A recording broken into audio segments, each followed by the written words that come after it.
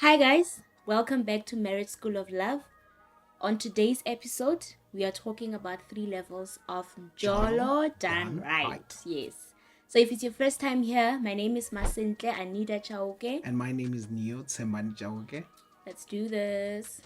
Yes. So, without any further delay, stage 1. It's called friendship. This is the stage whereby now both of you guys are getting to learn each other on a social and an emotional level. Yes. So, the first point under stage 1 is spending more time together. Yeah. This is the part where you now go out on dates. This is the part where you now, even brother is trying to impress even more. This is where you guys go out to the carnival. This is the best stage. You're Yeah. investing into this thing. You're making sure that this baby, called a relationship or Mjolo, stays alive. And This is where money y'all. is spent, bro. You course. gotta budget for the stage. Definitely. And the pictures look beautiful, huh? Make Yeah. sure you take beautiful pictures, people. Hey? Yeah. Yes. And you discuss beliefs and preferences, and this is where you learn each other's interests and preferences. This is when you find out if they drink coffee, if they like jogging or exercising, whatever. You learn as much information about the person as possible. Yes. So you know each other's colors. This is where you need to know her colors. You need to know her birthday. This is where you know the things that are important to her. That's where you need to know, ladies, which soccer team am I? Am I a or a? No, you don't Or like soccer. Yeah, I'm not You a didn't soccer like fanatic. soccer. I play the guitar. That's what I do. I'm a musician. So this is the stage where you learn each other now. This is the stage where you take interest in what she likes. Yeah. So you spend time together. This is where you build into your friendship, and it's fun. And guys, have fun. Have fun. It's important. Eh? Yes. Stage 2, we are calling the bond. Yeah, please explain the bond.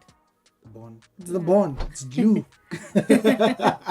This is the stage where you grow beyond the borders of friendship. This is where now you start growing into each other, and stuff. It's a beautiful stage, guys. It's a very delicate one. This is where you start sharing, huh? Sharing food. Yeah. Not sharing food. Ladies, we don't like it. Stop eating across the table. This is where I'm comfortable taking your meat. And we're going to be doing this forever, gents. Just so you know, it's not just at this stage. Even in marriage, we're still going to do it.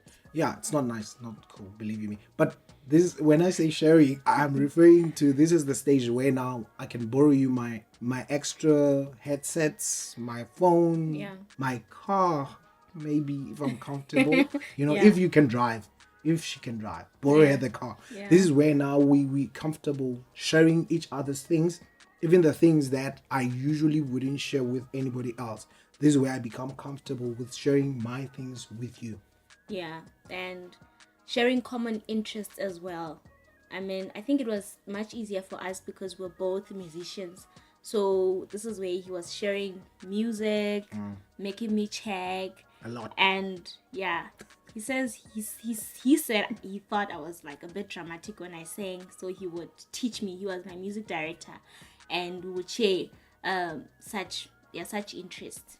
And this is where we build like a rhythm together. This is where we form a bond and define our relationship.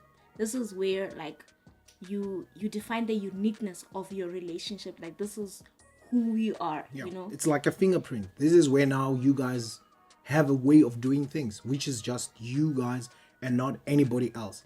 This is where I literally, on the first stage, you try give each other's pet names, You even researched pet names. Yeah. But on this stage, on the bond, you don't research any pet name. That's why you look at him and go like, you look like Jakalas. Jakalas. I don't like that name. Yeah. He used to call me Pikachu. I think Pikachu was very cute. I liked it. But the truth of the matter is, guys, this is where you create a rhythm.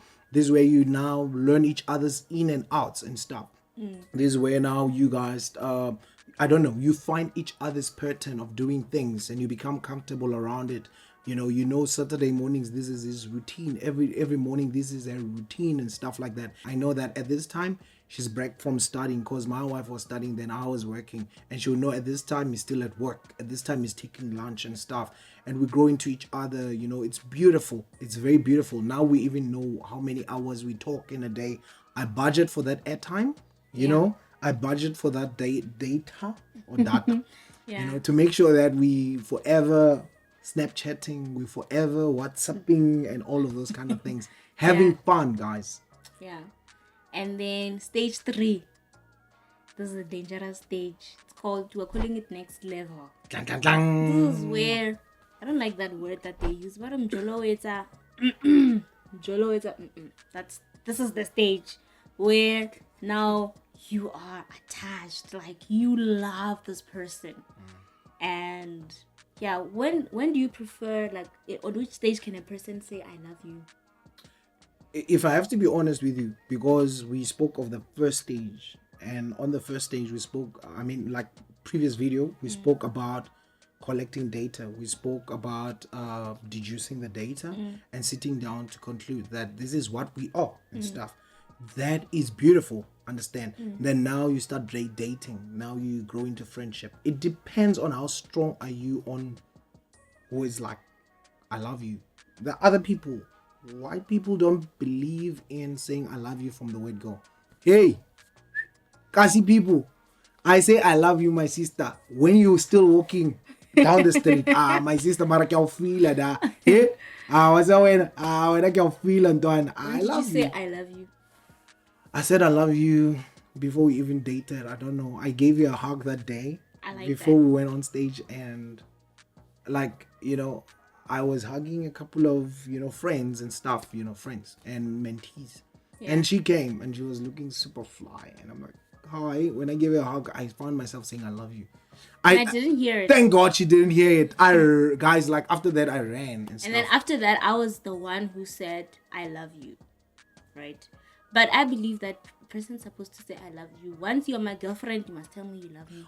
Yeah. So Once we have a relationship, you love me. So But I feel when it comes to this one, it's okay to say I love you. Like, as long as you're dating, as long as you're done with data collection, and both of you have reached a common ground where you say, yeah, no, dude, we can do this. I can feel like that. That's where both of you guys can now say I love you interchangeably every day and stuff. Yeah. But look, on the next level, which is stage 3, you have to now discuss the important things. Yeah. It was fun going out and all those kind of things. This is where I can say, no, we're not going out now. Let me tell you why.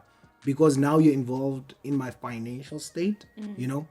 This is a stage where I don't borrow money to try sweep you off your feet anymore.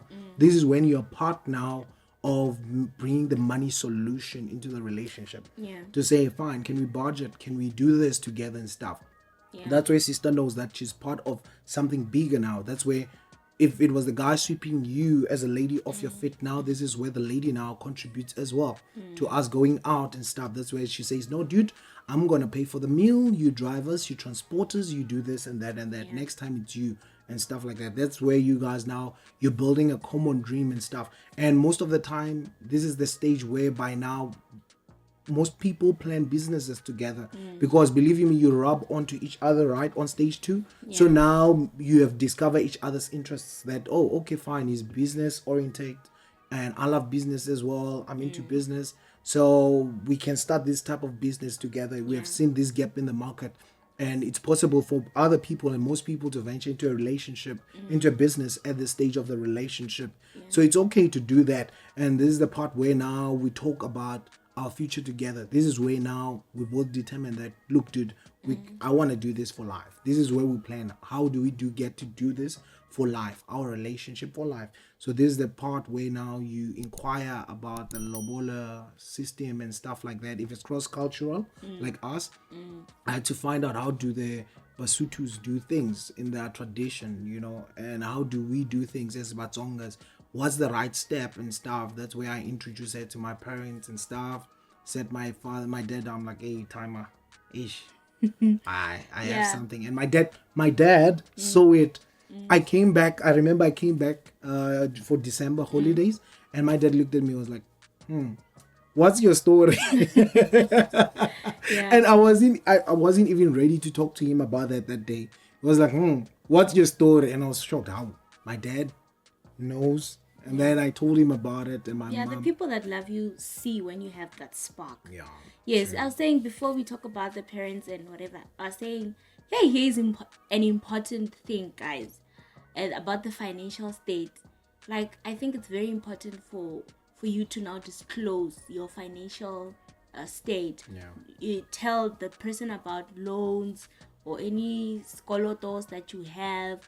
Tell the person about your family responsibilities and the kind of financial, Black tax. especially as black people, like renale black tax, the hlokomela rakgadi wa nkgono, mme wa hao, ntate wa hao, everyone. Did you say text or text? Tax. Black text. Oh, I don't know if I said. there's black text. Yeah. So this is where you discuss those things, because I need to know, like, I'm falling for you, like it's getting deep. So I need to get into this sober. I think a lot of people get depressed when they get married because they get shocked into marriage that can't I have to take care of so many people? And those things were not communicated. So finances, guys, like, it goes so deep. So it's important for people to be transparent and honest. Like you're saying, like on this level, before we say the funny things about it, it's important because we said, when we defined it, we said this is the stage where now you go beyond friendship. This is where now you actually learn on how to spend the rest of your lives together. Understand? It's all. It reminds me of the cleaving stage in marriage. You know, according to scripture, because now you've built into each other's routine and everything. But now there's no you apart from the other person. That's where you start seeing each other. You know, I start seeing myself in her. She starts seeing herself in me as well. So it's important that I disclose and I bring up every other thing that I might have tried hiding in the first stage, because it would turn her off or scare her away and scare her off and stuff like that. So this is the stage where now I get to disclose and stuff. With that, HIV status. yes, it's important, guys, to say, look, I'm positive. It's a good thing that you guys are principled.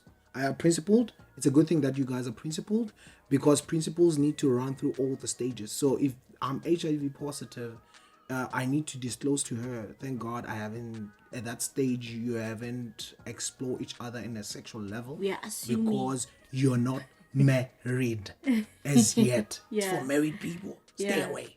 Understand? Married people, it's for you. Do it more. So that's important, because now you get to disclose that, look, this is my health status, and this is my financial status, this is my social status. Let's summarize ourselves in explaining ourselves to each other, because that's where I need to say, dude, my health, I suffer from this and all of that. She might have picked up on that on the previous stages, but there are important things that she might not have. To say, in our family, we have a history of high blood. We have this and that and that. And I have it, or I'm scared that I might have it and stuff. You know, this is my financial situation and state. How did I get there? Understand? Because some people, you need to understand, how did they get there? Other people are just addicted to making loans and stuff like that. You know, buying things that are not necessary. So you can help them understand, and if they fail, so you can know what happens from there, because it's not too late to get out. Yeah. And then lastly, I just want to quickly say, you learn about marriage. Once he puts a ring on it, like, I ain't got time to learn about marriage. Okay, for me, I was just too excited about the wedding that I think that was my biggest mistake before I got married, or in my dating season.